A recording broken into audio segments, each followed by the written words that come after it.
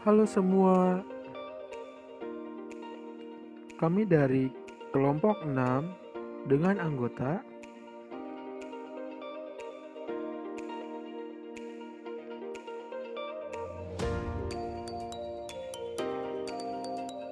Alisa Nurwahidah,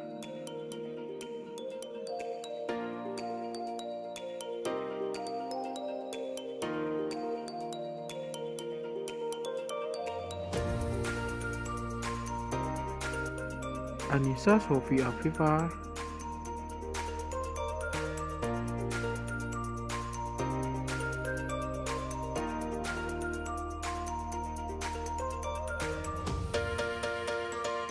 Aprilia Ika Anjani,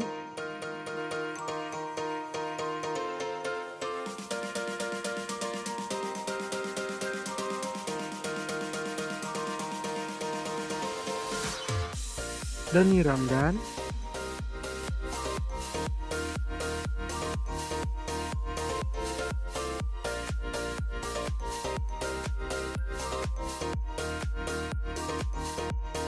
dan yang terakhir Muhammad Erzal Akbar. Kali ini kita bakal ngasih tahu ke kalian gimana sih kebijakan Majelis Taklim sebagai pendidikan non formal dalam sebuah panti asuhan. Penasaran kan? Yuk ikutin terus videonya. Sebelum lanjut ke intinya, kita harus paham nih, panti asuhan itu apa sih? Panti asuhan anak adalah proyek pelayanan dan penyantunan untuk anak-anak yatim, piatu, yatim piatu, keluarga retak, dan anak terlantar dengan cara memenuhi segala kebutuhan, baik berupa material maupun spiritual, meliputi sandang, pangan, papan, pendidikan, dan kesehatan. Nah, dalam implementasinya, kami memilih salah satu panti asuhan yang bertempat di Cianjur, yaitu Panti Asuhan Aisyah. Panti Asuhan Aisyah yang bertempat di Jalan Dr. Muwardi nomor 120A, Bojongherang, Kecamatan Cianjur, Kabupaten Cianjur, Jawa Barat ini didirikan pada tahun 1961 dengan Ketua Ibu Rukiah Muchtar. Kemudian terus-menerus mengalami perkembangan sehingga melahirkan seperti berdirinya kelompok bermain atau biasa disebut Kober, Taman Asuh Anak Nurholisah Aisyah, TKABA, SD Islam Kreatif Muhammadiyah, SMP, dan SMK.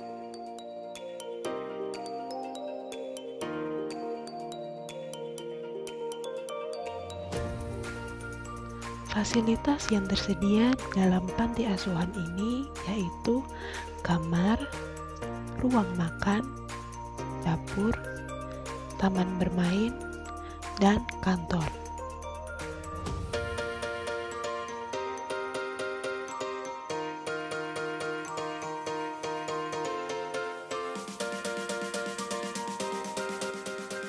Program dalam panti asuhan ini selalu diikutsertakan di acara Islamic Center dengan program yang berkaitan dengan Islamic Center. Terus, gimana majelis taklimnya?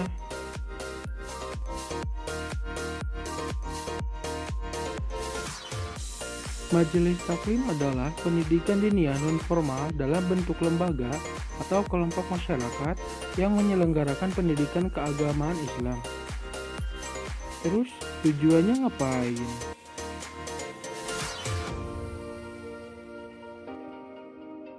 Menurut Pasal 4 Permendak 29/2019, Majelis Taklim memiliki tujuan diantaranya meningkatkan kemampuan dan keterampilan dalam membaca dan memahami Al-Quran, membentuk manusia yang beriman, bertakwa, dan berakhlak mulia, membentuk manusia yang memiliki pengetahuan agama yang mendalam dan komprehensif, mewujudkan kehidupan beragama yang toleran dan humanis, Dan yang terakhir, memperkokoh nasionalisme, kesatuan, dan ketahanan bangsa.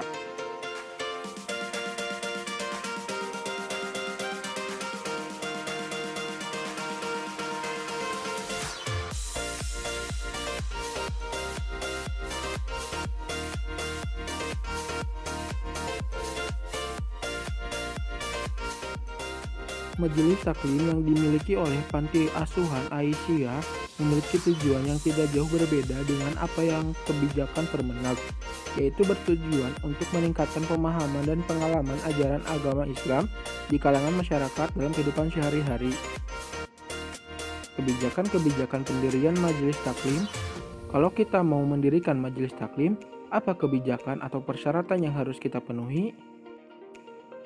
Menurut pasal 6 ayat 3 Permendag 29/2019, pendaftaran Majelis Taklim harus memenuhi persyaratan diantaranya memiliki kepengurusan, memiliki domisili, dan memiliki paling sedikit 15 orang jemaah.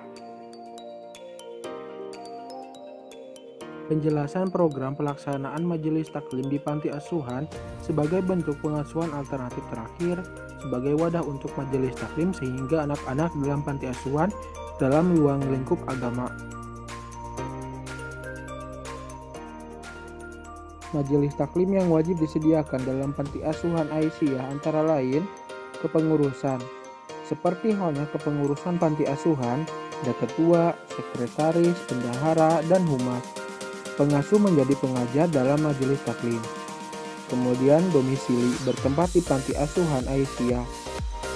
Kemudian yang terakhir ada jemaah, itu anak asuh sendiri. Penjelasan dari kami, mohon maaf atas segala kekurangannya, semoga bermanfaat.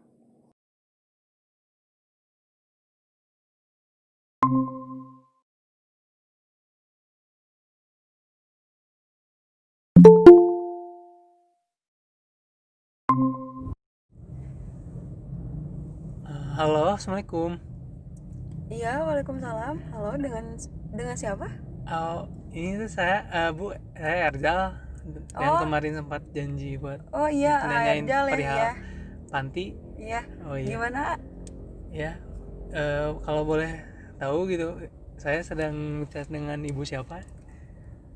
Nama saya Siti, tapi panggil Teteh aja. Oh Teteh. Iya. Oh iya, ya udah. Nah, Teteh di panti itu sebagai apa sih? Saya di sini sebagai anggota dari bagian humasnya. Sebagai bagian Iya. humas hubungan masyarakat ya. Iya. Kalau awal berdirinya panti itu gimana ya kalau boleh tahu? Untuk Panti Asuhan Aisyah ini berdiri nggak sendiri, nggak tiba-tiba. Ada yang ngebangun gitu, karena kami dibangun atau didirikan meskipun tidak bersamaan atau bareng dengan Sekolah Islamic Center, tapi Sekolah Islamic Center sama Panti Aisyah itu saling berhubungan karena dibangun dari yayasan yang sama. Okay. Jadi bangunannya pun saling berdampingan gitu, Nah, iya. ditambah selain dari biaya yayasan yang mengelola ini, panti ini juga pembangunannya dibantu oleh berbagai pihak. Nah, termasuk salah satunya itu pimpinan Pusat Muhammadiyah yang ada di Jakarta. Gitu, Kalau apa ya, kayak fasilitas panti itu teh bisa disebutin nggak, ada apa aja gitu? Tentunya kalau di sini sama kayak panti-panti asuhan pada umumnya ya, Ayah, ada kamar istirahat tentunya untuk para panti. Terus ada ruang makan, dapur, taman bermain untuk anak-anak panti yang ada di sini. Ada juga kantor, tapi kantornya itu berupa kamar biasa. Oke. Nah, kalau ada gak sih tuh kayak program rutinan atau agenda rutin yang disediakan oleh panti gitu? Program kayak gimana ya, Ayah? Mungkin seperti kayak agenda entah itu bersih-bersih atau kayak majelis taklim atau kayak ceramah rutin gitu teh, ada gak? Oh, seperti majelis gitu ya. Iya. Mungkin kalau program di sini seperti majelis mungkin seperti kelas. Oke. Dan mungkin beberapa agenda rutin seperti perayaan Hari Besar Islam gitu. Oke. Nah, kalau tujuan didirikannya kayak majelis-majelis gitu di panti ini gitu teh, gimana, untuk apa sih tujuannya gitu teh? Tujuannya tentunya tidak lain tidak bukan pastinya untuk mengedukasi dan menambah pengalaman anak-anak panti, tentunya menjalankan misi dakwah amar ma'ruf nahi munkar untuk terwujudnya masyarakat Islam yang sebenar-benarnya, serta kepercayaan dan dukungan dari semua pihak yang memiliki semangat yang tinggi untuk dapat memajukan masyarakatnya dalam berbagai aspek kehidupan, wabil khusus masyarakat yang ada di Cianjur gitu. Kalau kegiatan harian gitu yang ada di panti gitu, Iya. ada apa aja ya? Untuk kegiatan harian sama aja sih, kayak biasa, sholat berjamaah tentunya, mengaji, makan bersama, kelas atau majelis yang biasa diadain sama pengasuh di sini. Nah, kalau perihal seperti ada gak sih teh kebijakan yang dijalani untuk majelis-majelis yang ada di panti gitu? Kalau dari Yayasan Pusat sudah memberi seperti undang-undang, jadi dalam pelaksanaannya sudah ada standar dan peraturannya masing-masing. Oh, jadi setiap majelis itu ada kayak peraturan kayak. Iya, Oh. seperti itu.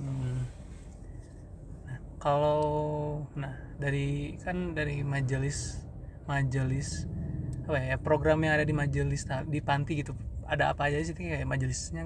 Mungkin ada lebih dari satu ya? Kalau Iya, oh, ada beberapa. Bisa disebutin nggak sih ada apa aja gitu? Di antaranya itu ada majelis tablik atau taklim, majelis kesejahteraan sosial, majelis pendidikan dasar dan menengah. Nah, dasar dan menengah di sini tuh maksudnya pokok bahasannya kan disesuaikan. Yang dasar pokok bahasannya yang ringan dan umum. Kalau yang menengah lebih rinci dan lebih serius. Terus ada majelis kesehatan, majelis ekonomi dan ketenaga kerjaan, serta majelis hukum, majelis pembinaan kader juga ada. Dari semua program itu tuh program dari Islamic Center-nya. Jadi anak panti itu otomatis diikutsertakan sama acara di Islamic Center. Jadi berarti anak-anak panti itu murid atau kayak yang bersekolah di Jadi, Islamic Center gitu. Iya, alhamdulillahnya anak panti ini memang murid dari Islamic Center. Banyak juga ya teh majelisnya gitu. Memang begitu. Nah, kalau misalkan majelis itu teh kan ada beberapa ya tadi majelis yang udah disebutin gitu. Nah, memiliki kepengurusan nggak teh? Pastinya ya, karena setiap majelis di sini mempunyai penanggung jawab dan mungkin tidak terstruktur organisasi yang jelas. Tapi di sini kami semua bekerja menjadi tim yang saling bahu membahu dan membantu satu sama lainnya. Berarti gak terlalu terlalu rinci Pak ya teh. Kalau perihal tentang majelis-majelisnya. Iya. Berarti pengurusannya mungkin terfokusnya ke pengurusan apa ya, kayak terorganisasi di pantinya aja gitu berarti. Iya, iya. Nah, kalau selama pandemik ini ya teh, lagi COVID-19 ini gitu, apakah ada hambatan gitu untuk menjalankan program yang ada di panti gitu teh? Pasti ada hambatan-hambatan tertentu, karena WFH ini kan jadi murid reguler mau tidak mau harus mengikuti program secara daring. Nah, akan tetapi kendala utama itu ada di fasilitas para muridnya. Seperti itu. Jadi anak panti tetap menjalankan program seperti biasa, dan ada beberapa program yang harus keluar dari area panti dan sekolah Islamic Center itu ditunda dulu hingga corona sudah kondusif kembali. Berarti kalau anak-anak panti itu menjalankan program seperti biasa karena di sana ya teh. Iya, untuk kalau misalkan murid reguler itu berarti dari rumahnya masing-masing gitu, iya, begitu. mengikuti programnya gitu. Iya. Oke. Gitu. Ya teh, mungkin itu yang mau ditanyain aja gitu. Iya. Ya, makasih banyak ya teh, mohon Iya, maaf sama-sama. apabila mengganggu waktunya. Iya. Iya. Assalamualaikum. Iya, waalaikumsalam.